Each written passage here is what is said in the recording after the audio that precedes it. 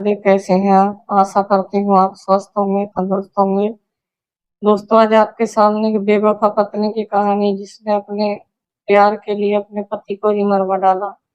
1 मई 2022 को सुबह के करीब 9 बज रहे थे। राजस्थान के सीकर जिले के थाना प्रभारी सुरेश को फोन पर सूचना मिली कि बस अड्डे के पास एक मोटरसाइकिल और सफारी गाड़ी की भिड़ंत हो गई है। सूचना मिलते ही सुरेश पुलिस टीम लेकर घटनास्थल पर पहुंच गए। घटनास्थल पर काफी भीड़ जमा थी। पुलिस को देखते ही भीड़ थोड़ा हट गई। पुलिस ने देखा कि वहां एक व्यक्ति की दबी कुचली लाश सड़क पर पड़ी थी। थोड़ी दूरी पर मृतक की मोटरसाइकिल गिरी पड़ी थी। घटनास्थल पर प्रदर्शनकारियों ने पुलिस को बताया कि आगरा की तरफ से सफारी गाड़ी आई थी। सफारी में सवार लोगों ने जानबूझकर मोटरसाइकिल को टक्कर मारी थी। बाइक सवार सफारी की टक्कर से उछलकर दूर जाकर गिरा। तब सफारी यू टर्न लेकर आई और बाइक से गिरे युवक को कुचलकर चली गई। गाड़ी के टायर युवक के सिर से गुजरे तो सिर का चकनाचूर निकल गया। अब सफारी सवार निश्चित हो गए कि बाइक सवार की मौत हो गई है। अब वे उसी रोड से भाग गए। वहां मौजूद भीड़ के ने थाना प्रभारी सुरेश को बताया कि यह दुर्घटना नहीं बल्कि हत्या है। सफारी में अज्ञात सवार लोगों ने बाइक सवार को जानबूझकर टक्कर मारकर हत्या की है। थाना प्रभारी ने घटना की खबर उच्च अधिकारियों को दे दी। खबर पाकर धौलपुर के सीओ और जिलाधिकारी घटनास्थल पर आ गए। बाइक सवार युवक की पहचान नरेंद्र शर्मा आगरा के रूप में हुई। नरेंद्र शर्मा उच्च माध्यमिक विद्यालय में टीचर था। नरेंद्र के एक्सीडेंट होने की खबर पाकर कॉलेज के प्रधानाचार्य ने बताया कि नरेंद्र शर्मा अपने पिताजी की ऑन ड्यूटी मृत्यु होने पर उनकी जगह मृतक आश्रित कोटे से नौकरी पर लगा था। नरेंद्र शर्मा अपने माँ बाप का इकलौता बेटा था। वह अपने गाँव मिलक से रोजाना बाइक द्वारा ड्यूटी आता जाता था। सीओ लेखराज धामी ने घटनास्थल का मुआयना किया और उपस्थित लोगों से जानकारी ली। जानकारी में यह सामने आया कि नरेंद्र शर्मा की हत्या की गई है। पुलिस ने सीसीटीवी फुटेज निकाले। फुटेज से पता चला कि प्रत्यक्षदर्शियों ने जो बातें बताई थी वह सच थी। हत्यारे नरेंद्र शर्मा की हत्या को दुर्घटना दिखाना चाह रहे थे, मगर लोगों ने यह सब अपनी आंखों से था। मृतक के परिजनों को भी हत्या की खबर दे दी गई। खबर मिलते ही मृतक के घर वाले एवं रिश्तेदार घटनास्थल पर आ गए। उनसे भी पुलिस ने पूछताछ की और सब पोस्टमार्टम के लिए भेज दिया। पुलिस ने सबका पोस्टमार्टम कराने के बाद वह परिजनों को सौंप दिया। मृतक के परिजनों की तरफ से नरेंद्र शर्मा की हत्या का मामला धौलपुर थाने में दर्ज करा दिया गया। थाना प्रभारी सुरेश, एएसआई वीरेंद्र सिंह और अन्य पुलिसकर्मियों की टीम ने सीसीटीवी फुटेज और सफारी गाड़ी के नंबरों के आधार पर जांच शुरू की। पुलिस ने सफारी गाड़ी का नंबर देकर सभी थानों से इस नंबर की गाड़ी की जानकारी देने का। तभी कोटा पुलिस ने सूचना दी कि इस नंबर की सफारी गाड़ी कोटा में खड़ी है। पुलिस टीम ने कोटा पहुंचकर वहां से सफारी गाड़ी से 2 युवकों अंकित और देशराज को हिरासत में ले लिया। गाड़ी के मालिक असीम सहित कुछ और संदिग्ध युवकों को भी पुलिस ने पूछताछ के लिए उठा लिया। थाने में इन सभी पूछताछ की। अंकित और देशराज एक ही रट लगाए थे कि उनकी नरेंद्र शर्मा से कोई दुश्मनी नहीं थी। अचानक वह गाड़ी से टकरा गया था। बाइक के एक्सीडेंट के बाद हड़बड़ाहट में गाड़ी घुमाई तो नरेंद्र शर्मा पर गाड़ी चढ़ गई। उन्होंने बताया कि उन्हें इस बात का डर लग रहा था कि लोग उन्हें पकड़कर मार न डालें। इस डर के कारण वे भाग गाड़ी भगाकर ले गए, मगर आरोपियों की यह बात पुलिस के गले नहीं उतर रही थी। धौलपुर निवासी असीम ने पुलिस को बताया कि उसने अपनी गाड़ी सफारी 2 लाख रुपए में शमशेर सिंह को बेच दी। शमशेर सिंह ने अंकित के नाम पर यह गाड़ी खरीदी थी। असीम ने पुलिस को शमशेर का नाम बताया।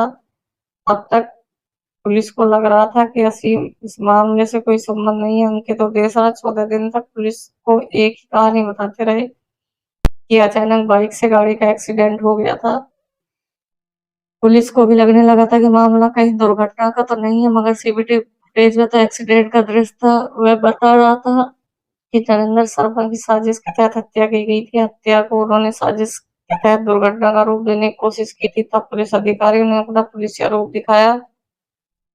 बस फिर क्या था, पुलिस का असली रूप देखकर वो टूट गए और स्वीकार कर लिया कि उन्होंने जानबूझकर नरेंद्र शर्मा की हत्या की थी। फिर उन्होंने हत्या की कहानी बता दी। यूपी के आगरा जिले के सोनपुर गांव में नरेंद्र शर्मा अपनी पत्नी सुमन के साथ रहता था। नरेंद्र शर्मा की 3 बहनें हैं जिनकी शादी हो चुकी थी।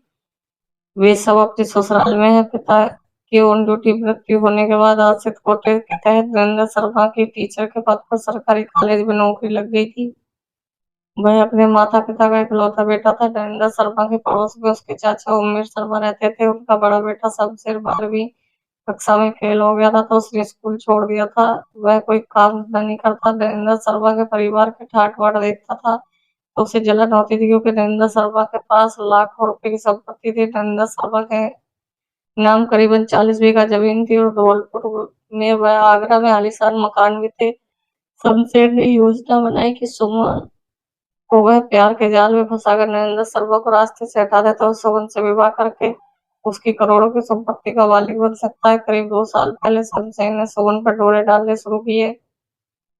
सुमन रिश्ते में उसकी भाभी लगती थी। शमशेर से सुमन की उम्र में 8 साल बड़ी थी मगर वह जायदाद हड़प कर करोड़ों पति बनने के चक्कर में अपने से 8 साल बड़ी भाभी के आसपास दुम हिलाने लगा। नरेंद्र शर्मा ड्यूटी चला जाता तो सुमन घर में अकेली रह जाती। नरेंद्र शर्मा की गैर मौजूदगी में शमशेर उसकी बीवी के पास चला जाता। शमशेर सुमन के चचेरे ससुर का बेटा था। वह भाभी से हंसी मजाक करते करते उसे बाहों में भरकर बिस्तर तक ले आया। सुमन भी जवान देवर की बाहों में खेलने लगी। वह शमशेर की दीवानी हो गई। शमशेर की मजबूत बाहों में सुमन को जो शारीरिक सुख का चस्का लगा वह दोनों को पतन के रास्ते पर ले जा रहा था। शमशेर ने कुसुमलता को अपने रंग में ऐसा रंगा कि उसके लिए पति के प्राण तक लेने पर आमादा हो गई। आज करीब 2 साल पहले शमशेर ने सुमन को से कहा, सुमन तुम रात में नरेंद्र को जहर देकर मार डालो, इसके बाद हम दोनों के बीच कोई तीसरा नहीं होगा। पति की जगह तुम्हारी नौकरी लग जाएगी, फिर मैं तुमसे विवाह कर लूंगा और फिर हम मौज की जिंदगी जिएंगे। ठीक है शमशेर, मैं पति को रास्ते से हटाने का इंतजाम करती हूँ। सुमन ने हंसते हुए कहा। वह देवर के प्यार में पति की हत्या करने का मौका तलाशने लगी। एक दिन नरेंद्र रात में गहरी नींद में था तभी सुमन ने उसे जगाकर चाय जहर दे दिया लेकिन नरेंद्र बच गया। नरेंद्र को जहर दिया जरूर था मगर वह मरा नहीं था। यह सुनकर शमशेर बोला, सुमन जल्द से जल्द नरेंद्र का खात्मा करना होगा। तुम ही यह काम किसी से करा दो, मैं तुम्हारे साथ हूँ मेरी जान, सुमन बोली। और शमशेर जल्द से जल्द नरेंद्र को रास्ते से हटाना चाहते थे। नरेंद्र के ड्यूटी जाने के बाद वीडियो कॉल पर दोनों बातचीत करते थे। शमशेर ने अपने छोटे भाई की शादी करा दी थी। वो शादी नहीं की थी, उसका मकसद तो करोड़ों की मालकिन सुमन से शादी करना था। शमशेर भाभी से शादी करके जल्द से जल्द करोड़पति बनना चाहता था। एक दिन शमशेर और सुमन के संबंधों की जानकारी किसी ने नरेंद्र को दे दी। बीबी और चचेरे भाई के संबंधों की बात सुनकर नरेंद्र को बहुत गुस्सा आया।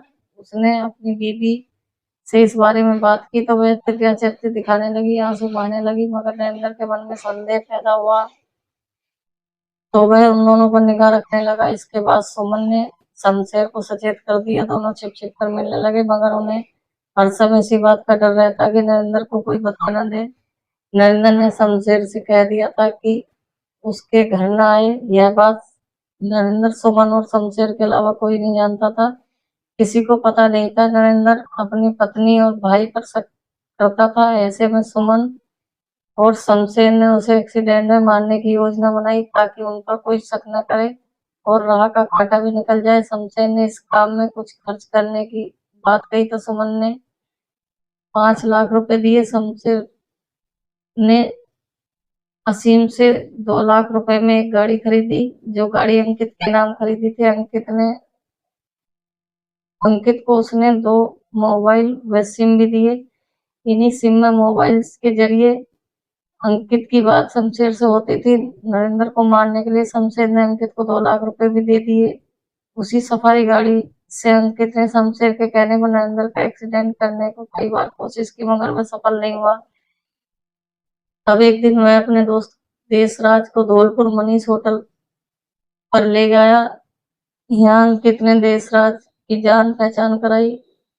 रात में तीनों शराब पीकर खाना खाकर होटल पर रुके। सुबह चले गए। अंकित ने देशराज से कहा कि मुझे से एक आदमी का एक्सीडेंट करना है, तुम मेरे साथ गाड़ी में रहोगे तो मैं तुम्हें 50,000 रुपए दूंगा। देशराज की अंकित से नई दोस्ती हुई थी, वैसे भी देशराज को सिर्फ गाड़ी में बैठे रहने के 50,000 रुपए मिल रहे थे, इसलिए 50,000 रुपए के लालच में देशराज ने हाँ कर दिया। तो देशराज सफारी गाड़ी लेकर धौलपुर आए लेकिन उस दिन नरेंद्र ड्यूटी नहीं गया। अंकित रोजाना की बात शमशेर को बता देता था। शमशेर ने अपनी प्रेमी का भाभी सोन को सारी बात बता देता था।